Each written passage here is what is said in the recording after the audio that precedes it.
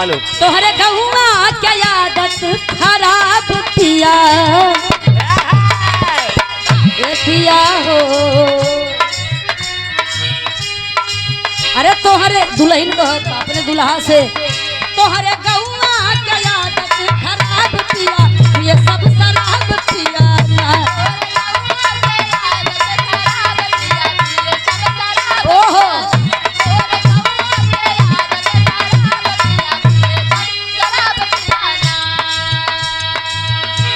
मर्द पहलवान तब तक खड़ा हो गया बस गांव के खिलाफ एक को शब्द न सुनो। मेहरारू कहता रुका रुका भाई दुई पैक मारे है ना। सुना हमार बात तोहरे गांव वाले का करो थी पिए के बाद मछरी मारे नरवा नरवा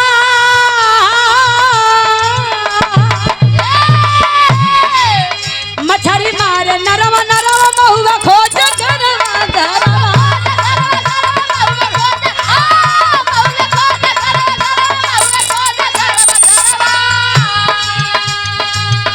दुल्हनिया कहत बा जब दुई पैक मारी ले थी टांगे में टांग बोझैला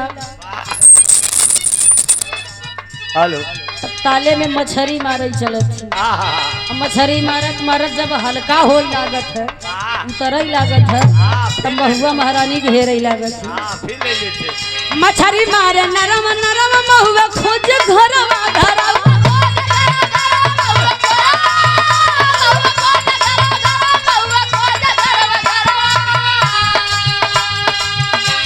जब बपौआ मार ले तो रोड पे ऐसा चले ही अरे चले ऐसे जैसे सुना ए राजा जी अरे चले ऐसे जैसे कवनो आप पिया ये सब शराब पिया।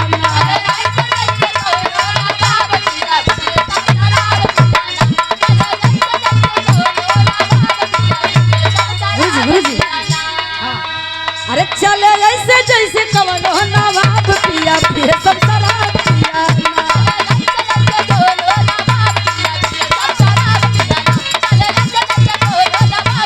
ये सब शराब पिया चले ऐसे जैसे कवनो नवाब पिया शराब पिया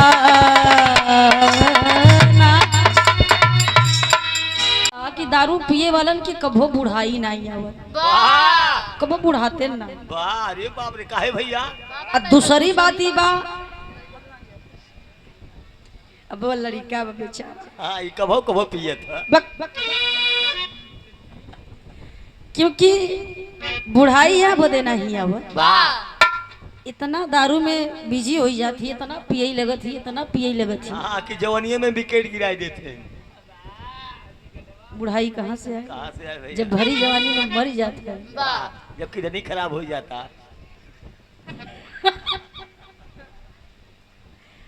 हद से ज्यादा देखिए प्यार हो चाहे जो भी हो हद से ज्यादा कोई भी चीज जहर के समान ही होती है। हद से ज्यादा करबो खिलाई बने वहाँ बहुत काटब हो ए भैया। और दारू पिए वालन के घरे कबो चोरी नहीं हो। वाह वो कैसे वो यहाँ बदे जब तक पैसा बा पैसा के पिए ओकरे बाद आई ज्ञान घरे में जवन मेहरारू हंडा पराग लोठा थरिया जवन ससुरे नैहरे से पाए ओका बेच के पियन थे। इतना नहीं हो ओकरे बाद नंबर आई तीसरके पर मेहरारू के गहना पर हार हसुली करधन नथनी मांगटी का बेच के पियन थे। अब जवन चोर दारूबाज के घरे में चोरी करे जाए शीशी चोराई के जाए दूसर का फायदा अब तीसर का फायदा भाई हरा दारू पिए वालन के कभो कुकुर नाई कटते वो काहे भैया कुकुर देख ले थी करिए बाप रे बाप इतना बड़का साड़ी हुआ आवत है कुकुर अगर देख रही कौनो शराबी आवत तो खड़ा हो किनारे खड़ा हो जाए उन्हें एकदम भुक भुक करके खड़ा हो जाए। इतनी खूबी बा धन्य है भैया हरे भाई लाइफ है, अपनी अपनी लाइफ को एंजॉय किया जाता है। किसी को गम मारता है तो कोई बेगम का पीता है, बेगम नहीं, किसी कोई गम ना हो उसे बेगम कहते हैं, कहते हैं बेगम्मा बसरवा, निकम्मा। और पति पत्नी एक दूसरे के पूरक होते हैं। बाबा पति कमा कर देता है तो पत्नी गृहस्थी को चलाती है। वाह पति 100 रुपए देता है तो पत्नी उसमें से 10 रुपए बचाने का काम करती है, 20 रुपए बचाने का काम करती है कि भविष्य में कभी मेरे पति के पास अगर रुपया पैसा नहीं रहा तो यही मेरे पति के काम आए। हाँ, कथा मेकअप के लिए, मेकअप के लिए। पैसा। अच्छा, खैर बहुत शानदार बिरहा। वाह आइए एक छोटा सा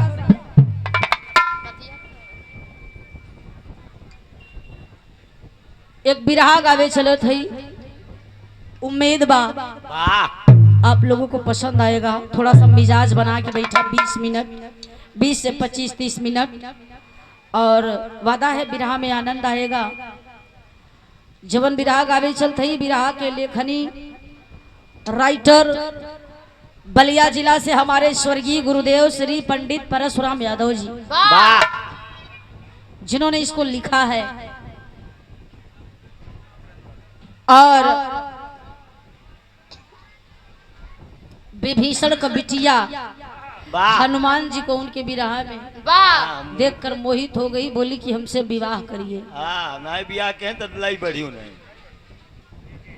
हनुमान जी के लाई बढ़ी, माने मौत के घाट उतार दिया। वाह भगवान राम को खबर मिली, ये भी तैयारी कर दी। सीता जी कहाँ तू चला था, हम हो लिया है चला। वाह बहुत सुंदर बिरहा, जहाँ न पहुँचे रवि वहाँ पहुँचे कवि, क्योंकि जहाँ सूर्य की रोशनी नहीं पहुँचती है, जहाँ सूरज की किरणें नहीं पहुँचती हैं, वहाँ पर कवि की सोच पहुँच जाती है। काहे न भैया, इसे कही था ना, कभी लोग मरत हैं कुछ कुछ हुआ पैदा हो, कभी लोग मरहित कुछ कुछ हुआ हुई ही। हाँ हो, टेरिया मरे तब, टेरिया मरहित गुलाब का फूल बनी, अब गवैया मरे तब, गवैया मरहित गधा बनी, हट हट, अब गायिका मरी तब, गायिका मरहित गदही बनी, हारमोनिया वाले मरी तब, वो मरहित रेवा बनी, और ढोलक वाला ये मरहित मेघा बनी। बड़ा जानकार आदमी है तू। एक गुलाब का फूल होई, बाकी सब लंठ बैठा है।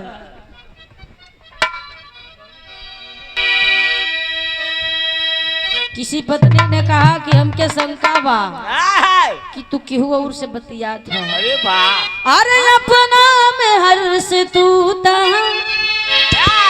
कुछ ता छुपावता रहा, अपना में हर से तू कुछ ता छुपावता रहा, कुछ ता छुपावता रहा। नाम पूछ लो भैया, नाम हम खुद चाहते हैं कि बिरहा सुनाएं।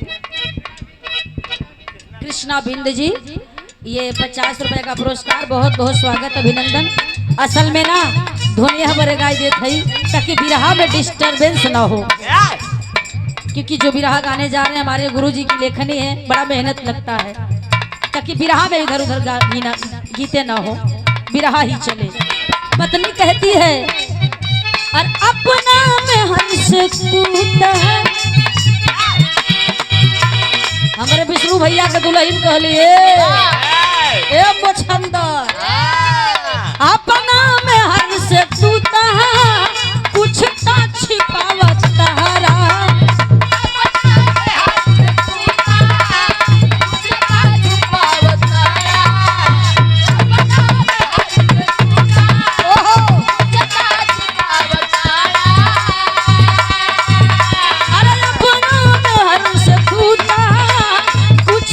छुपावतारा, रुपया उड़ावतारा, नया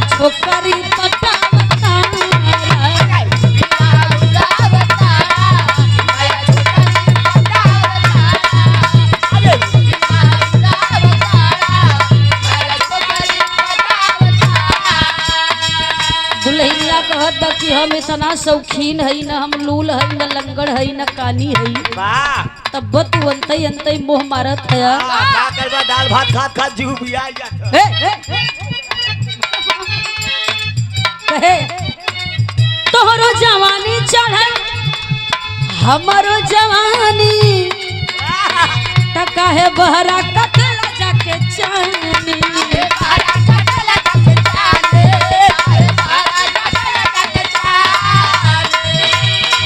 मेहरारू एक ठा ओढ़नी दुपट्टा लेके पंखा में लपेट ले, अपने गर्दना में बांधत बा। अरे बाप रे बाप, अरे हो।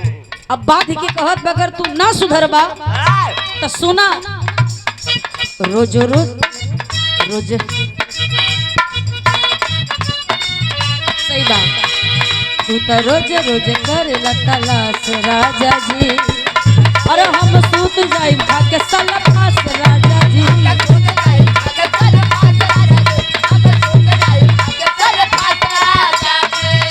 कहा था कि तू तो रोज रोज करेला तलाश राजा जी, हम सूत जाई खा के सलफास राजा जी। अरे घरवा में छोड़ कनिया, ये हमारे भौजी विष्णु जी से कहली, अरे नचनिया नचावतारा, घरवा में छोड़ कनिया नचनिया नचावतारा।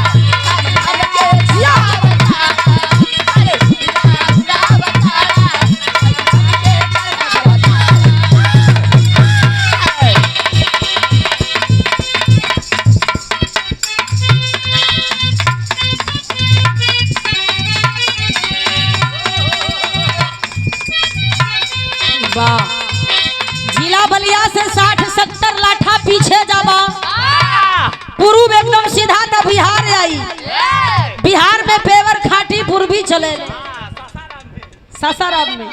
अब पूर्वी में बड़ा करेजा लगत है, बड़ा दम लगत है, आनंद आ जाता है। एक लाइन पूर्वी उसके बाद भी रहा बा। सुग्रीव यादव जी दशवतपुर की ऐतिहासिक माटी, अच्छा जो कि प्रधान महोदय है, ग्राम सभा के सर्वश्रेष्ठ नागरिक हो आप, आपका बहुत बहुत स्वागत अभिनंदन वंदन है। सादर 100 रुपए का सम्मान, भैया के पहले की प्रणाम। बल्ला बाबू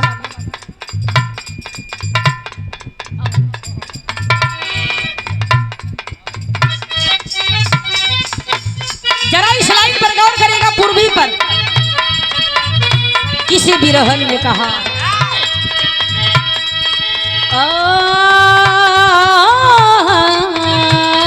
चरा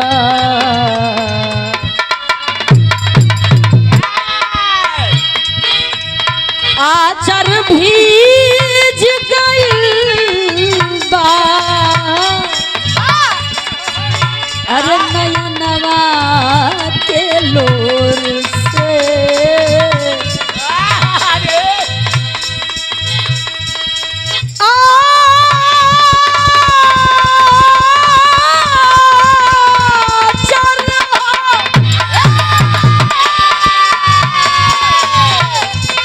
आचर भीज गई बा, नयनवा के नीर से, अरे ना जाने बिरहन कर रही है, ना जाने कबना पीर से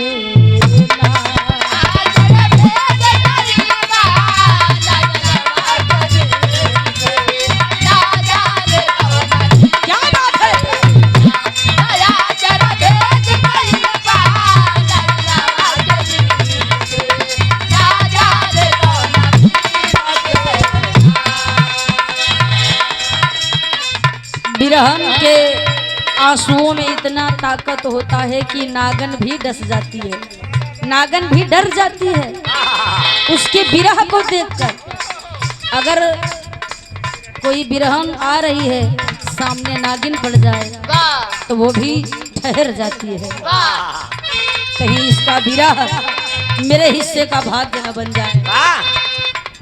सिर पे बूंदा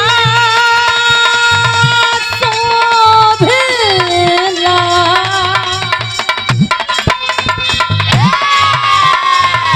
अरे सिर पे बूंदा शोभे लाल चमके चांद का सगार। सिर पे बूंदा शोभे लाल चमके चांद का सगार। हो बूंदा शोभे लाल चमके चांद का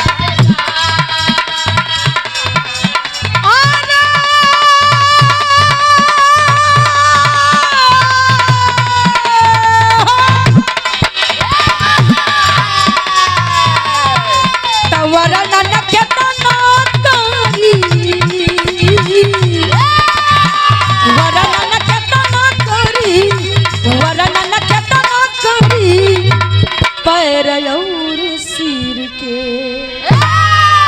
न जाने कवना पीर से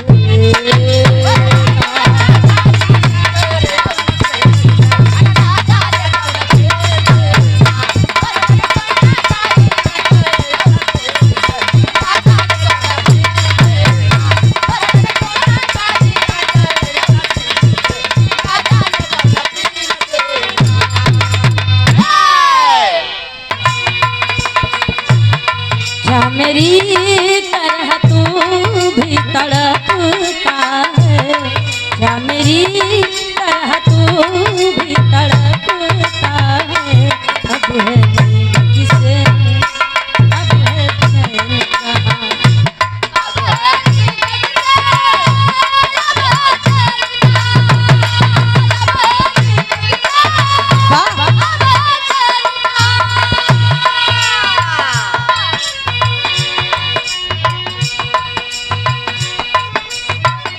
मोहब्बत बरसा देना तू सावन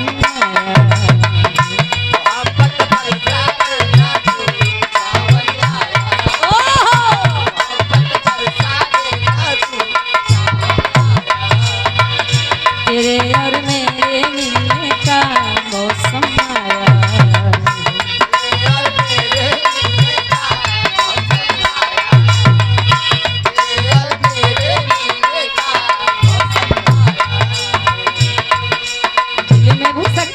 अपना बनाना है, प्यार में तेरे हद से गुजर जाना है। अरे इतना प्यार किसी पे पहली बार आया है। वाह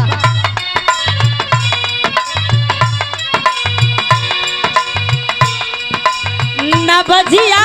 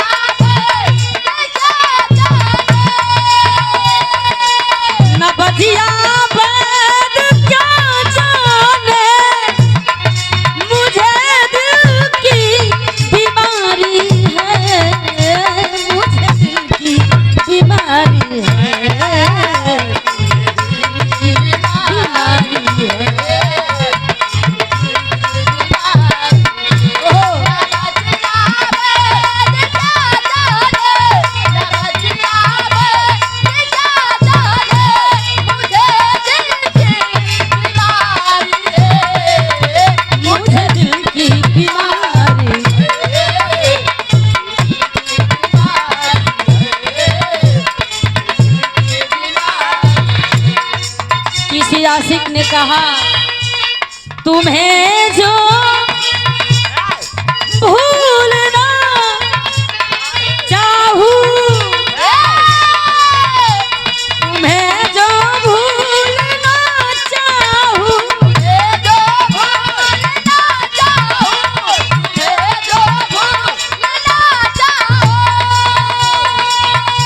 न जाने क्यों मेरे दिल भर